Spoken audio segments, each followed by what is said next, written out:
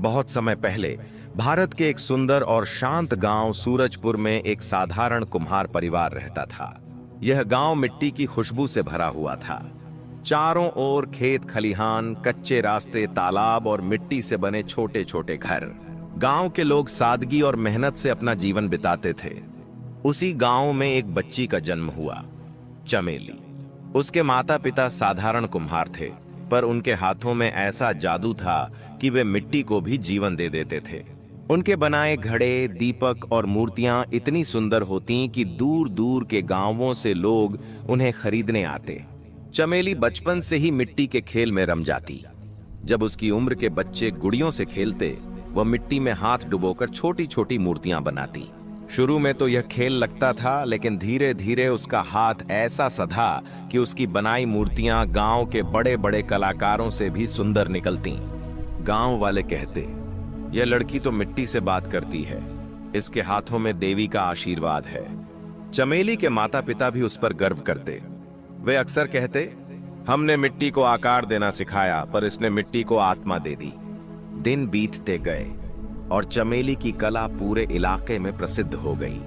हर त्योहार पर गांव वाले उससे मूर्तियां बनवाते।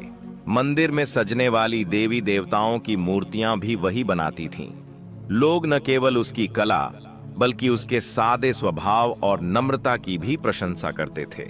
लेकिन किस्मत हमेशा मेहरबान नहीं रहती। एक भयानक वर्षा ऋतु में बीमारी फैल गई और कुछ ही दिनों में चमेली के माता पिता दोनों ही इस संसार से चले गए। उस दिन गांव का आसमान भी जैसे रो पड़ा था। मिट्टी के छोटे से घर में चमेली अकेली रह गई। उसका सहारा, उसका संसार, सब कुछ बिखर गया। कई दिनों तक वह टूट चुकी थी। वह अपने ही बनाए दीपकों को देख देख कर रोती थी। उसे लगता था जैसे अब उसके हाथों से मिट्टी भी कुछ नहीं बनना चाहेगी। लेकिन धीरे धीरे उसने अपने आंसू पोंछे और अपने माता पिता के शब्द याद किए। मिट्टी चाहे कितनी भी भीग जाए, अगर धैर्य और प्रेम से उसे गढ़ा जाए तो वह फिर आकार ले लेती है। इसी विश्वास के सहारे चमेली ने अपने जीवन की नई शुरुआत की। अब वह अकेली थी, पर उसकी कला ही उसका परिवार थी। वह और भी सुंदर मूर्तियां बनाने लगी। हर मूर्ति में अब केवल सौंदर्य नहीं, माँ बाप की याद और उनकी आत्मा भी बसती थी। समय बीतता गया। इसी बीच राज्य में हर साल की तरह इस बार भी वसंत महोत्सव मेला आयोजित होने वाला था। यह मेला बहुत बड़ा होता था। दूर दूर से व्यापारी भी, कलाकार और साधक अपनी कला और वस्तुएं लेकर आते। कहा जाता था कि यदि किसी की कला इस मेले में पसंद आ जाए तो वह सीधे राजमहल तक पहुंच सकती है। चमेली के मन में भी एक उम्मीद जागी। उसने तय किया कि वह अपनी सबसे सुंदर मूर्तियां और मिट्टी के दिए लेकर मेले में जाएगी। उसने रात दिन मेहनत करके इतने सुंदर शिल्प तैयार किए कि देखने वाला दंग रह जाए। मेले का दिन आ गया। चारों ओर रंग बिरंगी दुकानों की कतारें थीं। ढोल नगाड़ों की आवाजें गूंज रही थीं। बच्चे झूले झूल रहे थे और हर तरफ खुशी का माहौल था। चमेली ने भी एक सादा सी दुकान लगाई। उसकी दुकान पर मिट्टी की मूर्तियां, दिए, घड़े और देवी देवताओं की सुंदर प्रतिमाएं सजी थीं। उधर उसी राज्य के राजा का बेटा युवराज आदित्य सिंह भी अपने दोस्तों के साथ उसी मेले में आया था, पर वह किसी राजसी जुलूस में नहीं, न ही शाही वस्त्रों में। उसने साधारण कपड़े पहने थे और आम आदमी की तरह भीड़ में घुल मिल गया था। आदित्य को हमेशा से ही राजमहल की चमक दमक और ऐश्वर्य से ज्यादा जनता के बीच रहना, उनके जीवन को समझना और आम लोगों की तरह जीना अच्छा लगता था। महल की बंद दीवारों के भीतर रहकर वह कभी सच्ची जिंदगी नहीं देख पाता था। इसीलिए वह हर साल भेष बदलकर मेले में घूमने आता था, बिना किसी को अपनी असली पहचान बताए। वह दोस्तों के साथ कभी मिठाई खाता, कभी झूले झूलता, कभी दुकानों पर रुककर छोटी छोटी चीजें खरीदता। लेकिन तभी उसकी नजर एक छोटी सी दुकान पर पड़ी। वहां सजी मिट्टी की मूर्तियां कुछ अलग ही चमक रही थीं। वह दुकान थी चमेली की। आदित्य कुछ पल तक वहीं खड़ा रहा। वह आश्चर्य से मूर्तियों को देखने लगा। उनमें कोई साधारणपन नहीं था, उनमें जैसे जीवन बसता था। देवी की आंखों में करुणा थी, मिट्टी के दीपकों में रोशनी थी और हर घड़े में जैसे किसी की आत्मा झलक रही थी। आदित्य ने पूछा, ये तुमने बनाई है? चमेली मुस्कुराई। हाँ, सब मैंने ही बनाई हैं। मिट्टी में जान डालना ही मेरा काम है। मैंने ही बनाई है। तुम्हारे हाथों में तो जादू है, आदित्य ने मुस्कुराते हुए कहा। यह मूर्ति मुझे खरीदनी है, चमेली हंसते हुए बोली। राजकुमार जी, मेरे बनाए घड़े और मूर्तियां तो गांव वालों के लिए हैं। आदित्य चौंक गया। तुम्हें कैसे पता कि मैं राजकुमार हूं? चमेली ने शरारती आंखों से उसे देखा और कहा, जिस तरह से आप चलते हैं और जिस आत्मविश्वास से आप बात करते हैं, वैसा गांव में कोई नहीं करता। आदित्य हंस पड़ा। उसने वह मूर्ति खरीदी और चमेली से दोबारा आने का वादा किया। चमेली ने सोचा यह मजाक है, पर आदित्य का दिल उस सादगी और कला में खो गया था। अगले कुछ दिनों में आदित्य बार बार गांव आने लगा। वह चमेली की दुकान पर रुकता, उससे बात करता और उसकी कला की तारीफ करता। चमेली को पहले यह सब थोड़ा अजीब लगा, पर धीरे धीरे उसे आदित्य की सादगी और उसकी बातों में छुपा हुआ प्यार दिखने लगा। एक दिन जब चमेली नदी किनारे मिट्टी ले रही थी तो आदित्य वहां पहुंच गया। उसने पूछा, तुम यहां अकेली हो? मिट्टी मेरी दोस्त है, चमेली ने जवाब दिया। चमेली ने हंसते हुए कहा, यह मुझे कभी अकेला नहीं छोड़ती और यही मेरी सबसे अच्छी दोस्त है। आदित्य ने मजाक में कुछ कहा, पर उसकी आंखों में एक गहरा सवाल था। चमेली ने उसकी ओर देखा और उसका दिल जोर से धड़कने लगा। वह समझ गई कि यह सिर्फ मजाक नहीं था। वो एक साधारण कुम्हारिन थी और वह राजकुमार। उनके बीच का फासला आसमान और जमीन जितना था। उसने कहा, चमेली, मुझे तुमसे कुछ कहना है। चमेली ने घबराते हुए पूछा, क्या बात है राजकुमार? मैं तुमसे प्यार करता हूं, आदित्य ने बिना किसी झिझक के कहा। मैं जानता हूं कि हमारे बीच एक बड़ी दीवार है, लेकिन मैं उस दीवार को तोड़ना चाहता हूं। चमेली की आंखें भर आईं। यह मुमकिन नहीं है आदित्य, तुम एक राजकुमार हो और मैं तो बस एक कुम्हारिन हूं। तुम्हारा राज्य, तुम्हारे लोग, तुम्हारी मां, कोई भी मुझे स्वीकार नहीं करेगा। मैं सबको मना लूंगा, आदित्य ने दृढ़ता से कहा। मेरे लिए तुम सिर्फ एक कुम्हारिन नहीं, मेरे दिल की रानी हो। चमेली का दिल चाहता था कि वह आदित्य के गले लग जाए, पर डर ने उसे रोक लिया। उसने कहा, मुझे कुछ समय चाहिए। आदित्य, यह इतना आसान फैसला नहीं है। आदित्य ने चमेली को समय दिया, लेकिन उनकी हर मुलाकात के साथ उनका प्यार और भी गहरा होता गया। यह बात धीरे धीरे पूरे गांव में फैल गई। गांव वालों को एक कुम्हारिन और राजकुमार की बढ़ती नजदीकियां पसंद नहीं आईं। उधर महल में रानी मां को भी इसकी भनक लग चुकी थी। उन्होंने आदित्य को अपने पास बुलाया और सख्त लहजे में कहा, तुम एक राजकुमार हो, तुम्हारा विवाह किसी राजकुमारी से ही होगा। इस कुम्हारिन के सपने को भूल जाओ। मां, मैं चमेली से प्यार करता हूं, आदित्य ने कहा।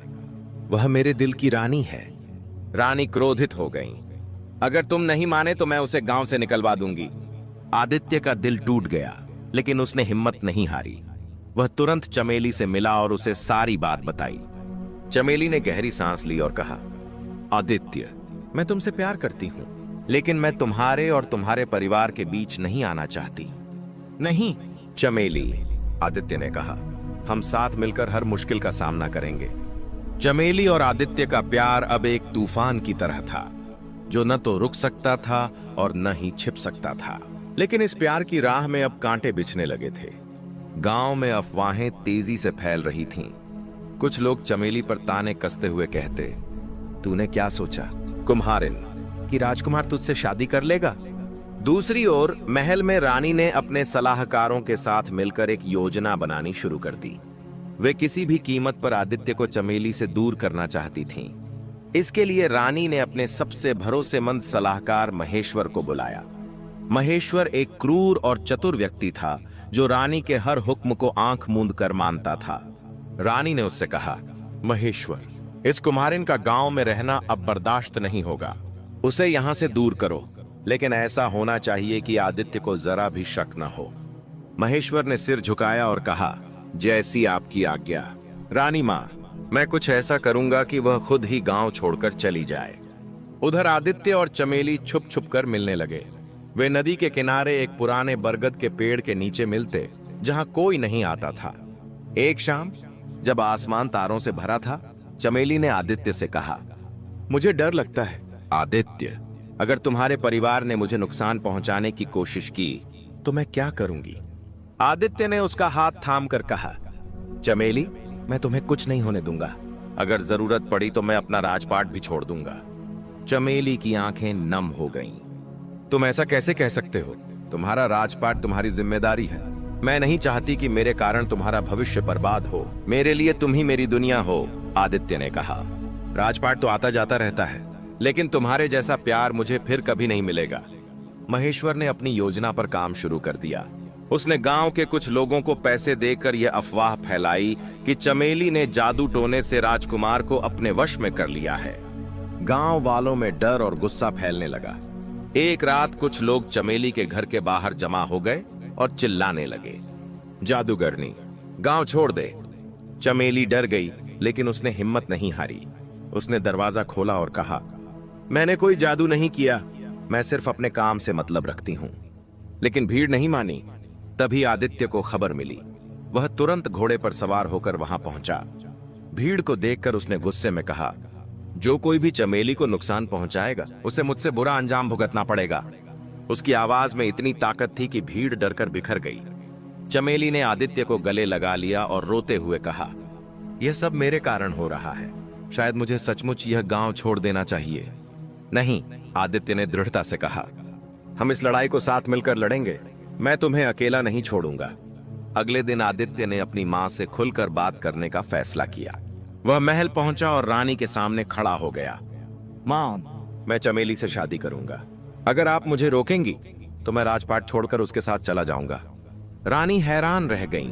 उन्होंने कभी नहीं सोचा था कि उनका बेटा इतना विद्रोही हो जाएगा, लेकिन उनका गुस्सा अभी शांत नहीं हुआ था। उन्होंने कहा, ठीक है आदित्य, अगर तुम इतने ही जिद्दी हो तो एक शर्त है। चमेली को साबित करना होगा कि वह एक राजकुमारी के लायक है।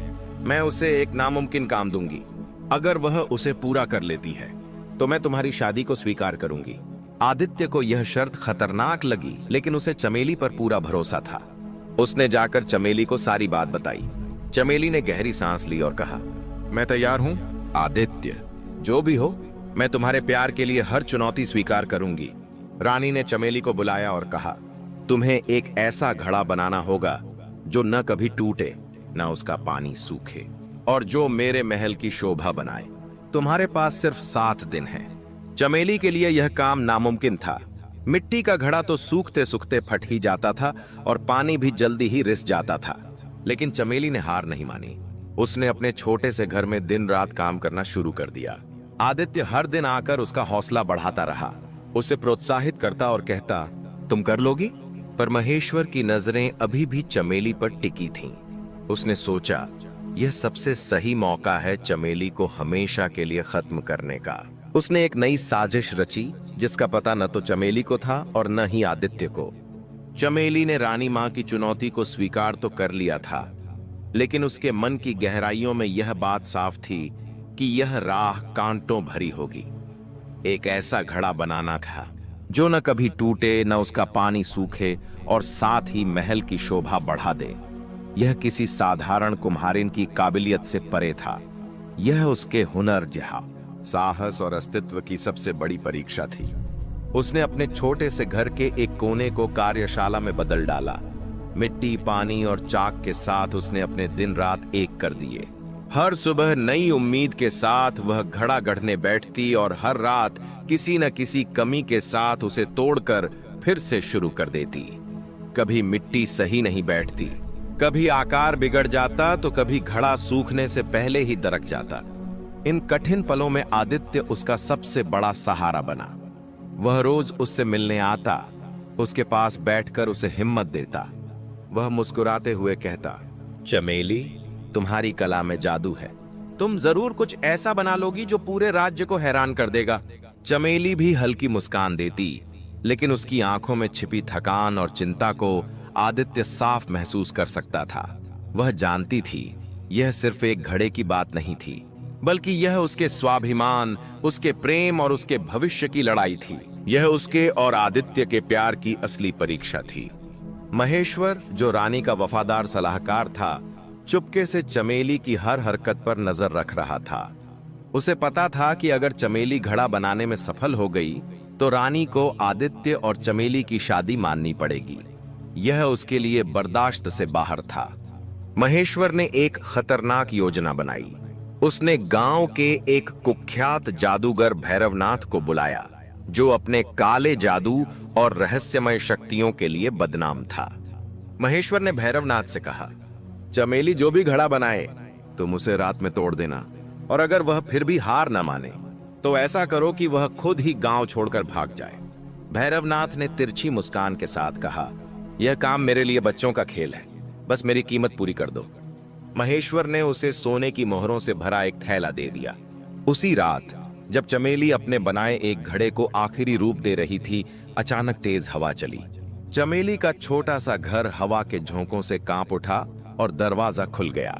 उसने देखा कि उसका घड़ा, जो अभी तक सुरक्षित था, अचानक मेज से गिरकर जमीन पर टुकड़े टुकड़े हो गया। चमेली स्तब्ध रह गई। उसे लगा कि शायद यह उसकी कोई गलती थी, पर उसके दिल ने चेतावनी दी कि कुछ गलत हो रहा है। फिर भी चमेली ने हिम्मत नहीं हारी। अगले दिन उसने फिर से अपने काम को हाथ में लिया। इस बार उसने नदी के गहरे तल से एक नई चमकदार और मजबूत मिट्टी निकाली, पर उसे पता था कि यह मिट्टी भी शायद रानी की शर्त को पूरा नहीं कर पाएगी। तीसरे दिन जब वह अपना नया कलश चूल्हे में पका रही थी, आदित्य वहां आया। चमेली तुम ठीक हो? उसने चिंता भरे स्वर में पूछा। चमेली ने उदास होकर कहा, मैं कोशिश कर रही हूं आदित्य, पर हर बार कुछ न कुछ गलत हो जाता है। मुझे लगता है कि कोई मेरी मेहनत के खिलाफ साजिश कर रहा है। आदित्य उसकी बात गंभीरता से सुनकर बोला, मैं इसकी तह तक जाऊंगा, तुम बस अपने काम पर ध्यान दो, मैं तुम्हें कुछ नहीं होने दूंगा। फिर आदित्य ने अपने सबसे भरोसेमंद दोस्त प्रताप सिंह को बुलाया।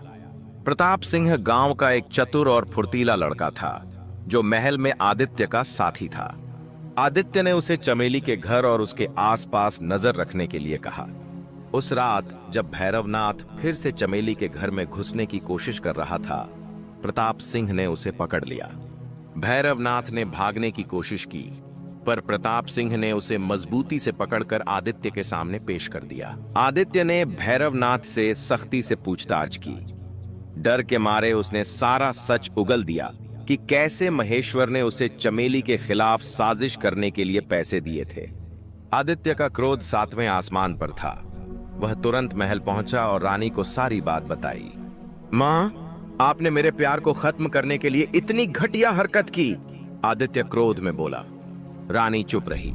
उनके पास कोई सटीक जवाब नहीं था, पर उनका अहंकार उन्हें चमेली को स्वीकार करने से रोक रहा था। उन्होंने कहा, ठीक है आदित्य, मैं महेश्वर को सजा दूंगी, पर चमेली को वह घड़ा बनाना होगा। अगर वह ऐसा नहीं कर पाई तो तुम्हें मेरी बात माननी होगी। आदित्य ने चमेली को यह बात सुनाई। चमेली अब और भी मजबूत थी। उसने दृढ़ निश्चय से कहा, मैं हार नहीं मानूंगी, चाहे कुछ भी हो, मैं वह घड़ा बनाऊंगी। छठे दिन चमेली को एक सपना आया। सपने में एक बूढ़ी औरत ने उससे कहा, चमेली, तुम्हारी कला में सच्चाई और प्यार है। नदी के किनारे एक चमकता हुआ पत्थर है, उसे अपनी मिट्टी में मिलाओ और तुम्हारा घड़ा अमर हो जाएगा। सुबह होते ही चमेली नदी के किनारे पहुंची। पानी के तट पर बिखरे हुए पत्थरों में से एक सचमुच रात के तारों सा चमक रहा था। उसने वह पत्थर उठा लिया था, उसे बारीकी से पीसा और अपनी मिट्टी में मिलाकर नया कलश बनाने लग गई। इस बार चमेली ने अपने प्यार, अपनी मेहनत और अपनी उम्मीद को उस घड़े में भर दिया। 7वें दिन जब घड़ा तैयार हुआ, वह इतना सुंदर और अद्भुत था कि देखने वाले दंग रह गए। उसका रंग बदलता रहता था और उसमें भरा पानी कभी सूखता नहीं था। चमेली ने वह घड़ा रानी के सामने पेश किया। रानी हैरान रह गईं। उन्होंने घड़ा उठाया, उसे गौर से देखा और फिर जमीन पर पटका, पर वह नहीं टूटा। उन्होंने उसमें पानी डाला और कई घंटों तक रखा, पर पानी कभी सूखा नहीं। रानी के पास अब कोई बहाना नहीं था। लेकिन महेश्वर, जो अभी भी अपनी चालाकी से बचा हुआ था, ने अपनी आखिरी चाल चली। उसने गांव में अफवाह फैला दी कि चमेली ने जादू से घड़ा बनाया है और यह जादू पूरे राज्य को बर्बाद कर देगा। गांव वाले फिर से चमेली के खिलाफ हो गए। इस बार भीड़ इतनी उग्र थी कि आदित्य और चमेली को सुरक्षा के लिए गांव छोड़कर भागना पड़ा। वे जंगल की तरफ भागे और एक पुरानी गुफा में छुप गए। यह वही गुफा थी जहां चमेली और आदित्य छिपे थे। गुफा नम और अंधेरी थी। बाहर रात का सन्नाटा पसरा हुआ था। बस जंगली जानवरों की हल्की आवाजें और पत्तियों की सरसराहट सुनाई दे रही थी। चमेली का दिल तेजी से धड़क रहा था, पर आदित्य के पास होने से उसे हिम्मत मिल रही थी। आदित्य ने चमेली का हाथ थामा और कहा, चमेली, कुछ भी हो, मैं तुम्हें कभी अकेला नहीं छोड़ूंगा। हम इस मुश्किल से बाहर निकलेंगे। चमेली उसकी ओर देखती रही। उसकी आंखों में आंसू थे, पर एक हल्की मुस्कान भी थी। उसने कहा, आदित्य, तुम एक राजकुमार हो। तुम्हें मेरे लिए इतना बड़ा खतरा क्यों मोल लेना है? तुम वापस महल जा सकते हो, अपनी जिंदगी जी सकते हो। मैं ही तुम्हारी जिंदगी नहीं हूं। आदित्य ने गंभीरता से उत्तर दिया, महल राजपाट सब बेकार है अगर तुम मेरे साथ नहीं हो। तभी महेश्वर और उसके सैनिक गुफा में घुस आए। अंधेरे में आदित्य ने अपनी तलवार से 2 सैनिकों को घायल कर दिया, लेकिन महेश्वर ने एक चालाकी भरी योजना बनाई।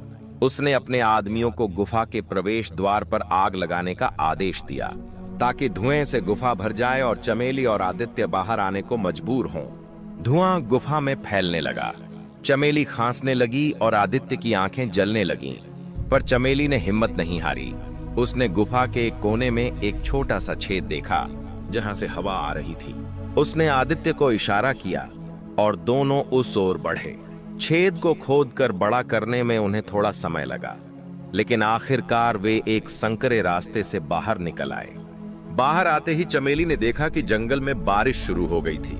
बारिश ने गुफा के बाहर लगी आग बुझा दी और महेश्वर के सैनिक इधर उधर भागने लगे, पर महेश्वर ने हार नहीं मानी। उसने आदित्य को देख लिया और अपनी तलवार लेकर उसकी ओर दौड़ पड़ा। तभी जंगल से एक रहस्यमयी शख्स निकला। वह एक बूढ़ा साधु था, जिसके चेहरे पर तेज था और हाथ में एक लंबा डंडा था। उसने महेश्वर को रोकते हुए कहा, रुक जाओ, तुम्हारी साजिशें अब और नहीं चलेंगी।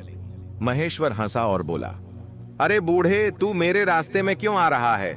यह राजकुमार और उसकी जादूगरनी मेरे लिए खतरा हैं। साधु ने अपनी गहरी आवाज में कहा, जादू वह नहीं है जो चमेली करती है। असली जादू उनके प्यार में है, जो तुम्हारी हर साजिश को नाकाम कर रहा है। साधु ने अपना डंडा जमीन पर मारा और अचानक एक तेज रोशनी फैल गई।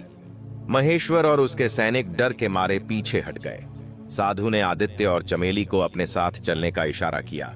वे दोनों थके हुए और डरे हुए थे, पर साधु के पीछे पीछे चल पड़े।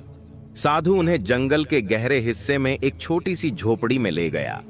वहां आग जल रही थी और चारों ओर शांति थी। साधु ने उन्हें बैठने को कहा और बोले, मैंने तुम्हारी कहानी देखी है। तुम्हारा प्यार सच्चा है, पर तुम्हारी परीक्षा अभी खत्म नहीं हुई है। महेश्वर तुम्हारा पीछा नहीं छोड़ेगा और रानी का अहंकार भी तुम्हारे रास्ते में रुकावट बनेगा। चमेली ने पूछा, हम क्या करें बाबा? मैं तो बस एक कुम्हारिन हूं। मेरे पास ना ताकत है ना धन। साधु ने मुस्कुराते हुए कहा, तुम्हारे पास वह है जो किसी राजा या रानी के पास नहीं, सच्चाई और प्यार। पर अब तुम्हें एक बड़ा कदम उठाना होगा। मैं तुम्हें एक राज बताऊंगा। इस जंगल में एक पुराना मंदिर है, जहां एक जादुई मिट्टी का स्रोत है। उस मिट्टी से बना कोई भी घड़ा अमर होता है। अगर तुम उस मिट्टी से एक और घड़ा बना सको, तो तुम रानी और पूरे राज्य को दिखा सकती हो कि तुम खास हो। साधु ने कहा। आदित्य ने उत्साह से कहा, तो हमें वह मिट्टी ढूंढनी होगी। साधु ने चेतावनी दी, लेकिन वह मंदिर आसानी से नहीं मिलेगा। वहां पहुंचने के लिए तुम्हें कई खतरों से गुजरना होगा और महेश्वर को भी इस मिट्टी के बारे में पता चल सकता है। चमेली और आदित्य ने एक दूसरे की ओर देखा। उनके दिल में डर था, पर प्यार की ताकत उस डर से कहीं बड़ी थी। चमेली ने कहा, मैं तैयार हूं बाबा, चाहे कुछ भी हो मैं वह घड़ा बनाऊंगी। साधु ने उन्हें मंदिर का रास्ता बताया और एक छोटा ताबीज दिया जो उन्हें खतरों से बचाएगा। अगली सुबह चमेली और आदित्य उस प्राचीन मंदिर की तलाश में निकल पड़े। जंगल घना था और रास्ते में जहरीले सांप, गहरी खाइयां और जंगली जानवर थे। पर सबसे बड़ा खतरा महेश्वर था, जो उन्हें जिंदा या मुर्दा पकड़ने के इरादे से अपने सैनिकों के साथ उनकी तलाश में था। जंगल का रास्ता बहुत कठिन था। घने पेड़ों की वजह से सूरज की रोशनी भी मुश्किल से पहुंच पाती थी। चमेली और आदित्य साधु के बताए रास्ते पर चल रहे थे, लेकिन हर कदम पर खतरा मंडरा रहा था। चमेली के हाथ में साधु का दिया हुआ ताबीज था जो हल्का चमक रहा था, मानो कोई अदृश्य शक्ति उन्हें रास्ता दिखा रही हो। आदित्य की तलवार उसकी कमर पर बंधी थी और उसकी आंखें हर हलचल पर नजर रख रही थीं। चमेली, जो इस जंगल की दुनिया से अनजान थी, आदित्य के साथ कदम से कदम मिलाकर चल रही थी। पहले दिन की दोपहर में जब वे एक संकरे रास्ते से गुजर रहे थे, अचानक एक तेज गुर्राहट ने उन्हें चौंका दिया। सामने एक विशाल बाघ खड़ा था जिसकी आंखें आग की तरह चमक रही थीं। चमेली डरकर पीछे हट गई, लेकिन आदित्य ने उसे अपने पीछे खींच लिया। शांत रहो चमेली, उसने धीरे से कहा, बाघ की आंखों में मत देखना। चमेली ने ताबीज को कसकर पकड़ा और अचानक उससे एक हल्की रोशनी निकली। बाघ ने उस रोशनी को देखा और कुछ पल के लिए रुक गया, जैसे उसे समझ नहीं आ रहा हो कि क्या करना है। आदित्य ने मौका देखकर चमेली को इशारा किया और दोनों धीरे धीरे पीछे हटे। बाघ ने उनका पीछा नहीं किया और जंगल में गायब हो गया। चमेली ने राहत की सांस ली और कहा, इस ताबीज में सचमुच कोई जादू है? आदित्य मुस्कुराते हुए बोला, या शायद तुम्हारे प्यार का जादू। उधर महेश्वर और उसके सैनिक जंगल में उनकी तलाश कर रहे थे। महेश्वर को एक शिकारी की मदद मिली जो जंगल के हर रास्ते को जानता था। शिकारी ने चमेली और आदित्य के पैरों के निशान देखकर बताया कि वे प्राचीन मंदिर की तरफ जा रहे हैं। महेश्वर को मंदिर और वहां की जादुई मिट्टी के बारे में पुरानी कहानियां याद थीं। उसका लालच जाग उठा। उसने सोचा, अगर मैं उस मिट्टी को हासिल कर लूं तो ना सिर्फ चमेली और आदित्य को खत्म कर दूंगा, बल्कि उस मिट्टी से अपनी ताकत बढ़ाकर पूरे राज्य पर राज करूंगा। महेश्वर ने अपने सैनिकों को तेजी से मंदिर की ओर बढ़ने का आदेश दिया। उसने यह भी यकीन दिलाया कि गांव में यह अफवाह फैल जाए कि चमेली और आदित्य जंगल में जादूगरों के साथ मिलकर राज्य के खिलाफ साजिश रच रहे हैं। गांव वालों का गुस्सा और बढ़ गया और कुछ लोग महेश्वर के साथ जंगल में शामिल हो गए। अगले दिन चमेली और आदित्य एक गहरी खाई के पास पहुंचे। खाई के पार एक पुराना कमजोर लकड़ी का पुल था जो हवा में हिल रहा था। चमेली ने डरते हुए कहा, यह पुल तो टूट जाएगा, हम इसे कैसे पार करेंगे? आदित्य ने उसका हाथ पकड़ा और कहा, हम साथ हैं चमेली, एक दूसरे का सहारा लेंगे। दोनों ने सावधानी से पुल पर कदम रखा। हर कदम के साथ पुल चरमराता और नीचे गहरी खाई में बहती नदी की आवाज डरावनी लग रही थी। चमेली ने ताबीज को फिर से कसकर पकड़ा और उसकी हल्की रोशनी ने उन्हें हिम्मत दी। आखिरकार वे खाई पार करने में कामयाब हो गए। खाई पार करने के बाद उन्हें एक प्राचीन पत्थर का रास्ता दिखा जिस पर पुराने नक्काशीदार चिन्ह बने थे, जिनमें एक चमकता हुआ घड़ा भी था। चमेली ने उत्साह से कहा, यही मंदिर का रास्ता है जिसके बारे में साधु ने बताया था। पर जैसे ही वे आगे बढ़े, एक और खतरा सामने आया। रास्ते में एक विशाल सांप था जिसका फन ऊंचा उठा हुआ था और आंखें लाल थीं। आदित्य ने अपनी तलवार निकाली, पर चमेली ने उसे रोक दिया। रुक जाओ आदित्य, यह सांप कोई साधारण सांप नहीं है। देखो, इसके फन पर वही चिन्ह है जो मंदिर के रास्ते पर है। चमेली ने हिम्मत जुटाकर ताबीज को सांप के सामने उठाया। ताबीज की रोशनी ने सांप को शांत किया और वह धीरे धीरे रास्ते से हट गया। चमेली और आदित्य ने राहत की सांस ली और आगे बढ़े। रात होने तक वे प्राचीन मंदिर के सामने पहुंच गए। मंदिर पुराना और रहस्यमयी था, जिसकी दीवारों पर सुंदर नक्काशी की गई थी। मंदिर के अंदर एक छोटा सा तालाब था जिसके बीच में चमकदार मिट्टी का ढेर रखा था। चमेली ने उस मिट्टी को देखा और कहा, यह वही है आदित्य, इस मिट्टी से मैं वह घड़ा बना सकती हूं जो रानी को मना लेगा। लेकिन जैसे ही चमेली ने मिट्टी को छूने की कोशिश की, मंदिर की दीवारें हिलने लगीं और एक गहरी आवाज गूंजी, केवल सच्चे दिल वाला ही इस मिट्टी को ले सकता है। अपनी सच्चाई साबित करो। चमेली और आदित्य हैरान रह गए। तभी मंदिर के फर्श पर एक चमकदार रेखा दिखाई दी जो एक गुप्त दरवाजे की तरफ इशारा कर रही थी। दरवाजे के पीछे एक गहरी सुरंग थी जिसमें अंधेरा और अनजान खतरे थे। चमेली ने आदित्य की ओर देखा और कहा, मुझे लगता है यह हमारी आखिरी परीक्षा है। आदित्य ने चमेली का हाथ मजबूती से पकड़ा और कहा, हम इसे भी पार कर लेंगे। पर तभी बाहर से महेश्वर की आवाज गूंजी, तुम कहीं नहीं जा सकते आदित्य, यह मंदिर और इसकी मिट्टी अब मेरी है। महेश्वर अपने सैनिकों के साथ मंदिर के प्रवेश द्वार पर खड़ा था। उसके चेहरे पर लालच और क्रूरता साफ झलक रही थी।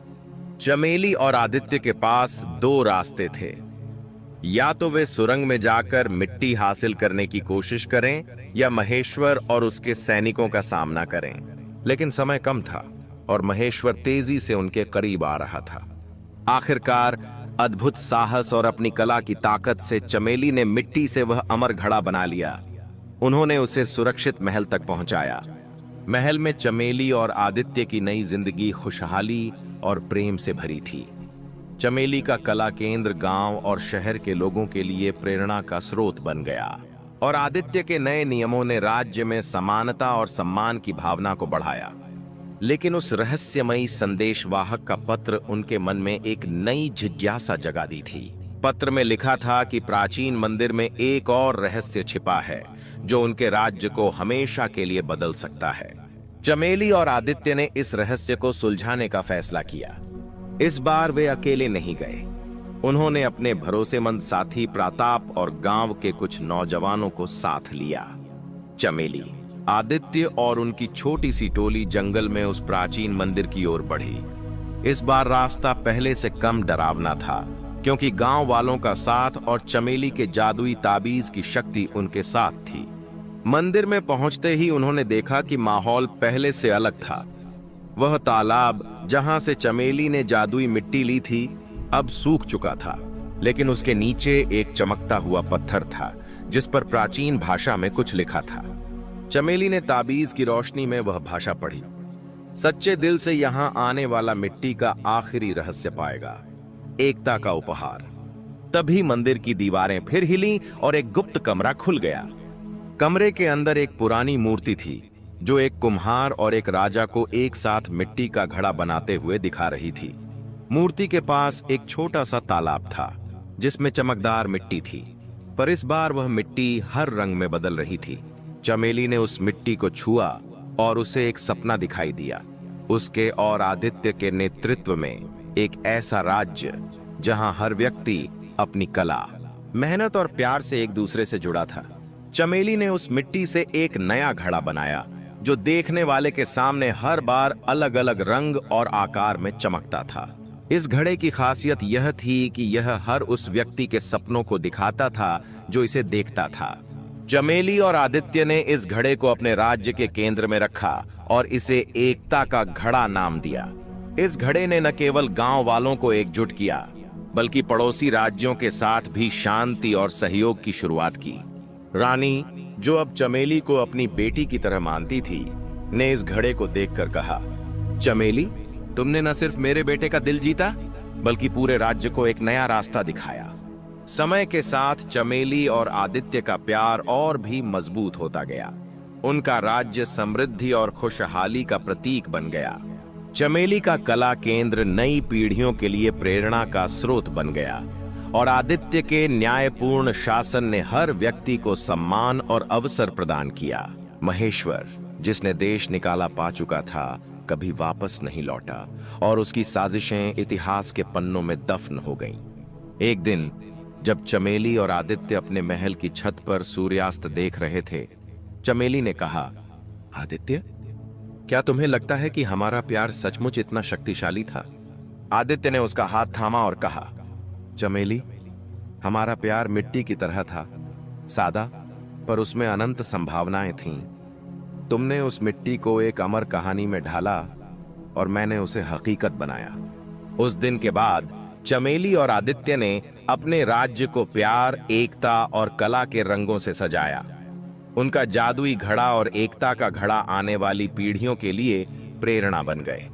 उनकी कहानी गांव-गांव और शहर-शहर फैल गई और लोग उन्हें कुम्हारिन और राजकुमार की अमर प्रेम कहानी के रूप में याद करने लगे। इस तरह मिट्टी और प्यार की यह कहानी, जो एक छोटे से गांव से शुरू हुई थी, एक महान साम्राज्य की नींव बन गई। दोस्तों, मुझे उम्मीद है कि इस कहानी से आपको कुछ सीखने को मिला होगा। अगर वीडियो अच्छी लगी हो तो वीडियो को लाइक और कमेंट में जय माता दी अवश्य लिखें। हम आपसे मिलते हैं किसी और नई वीडियो में। तब तक के लिए अपना ख्याल रखना। जय माता दी।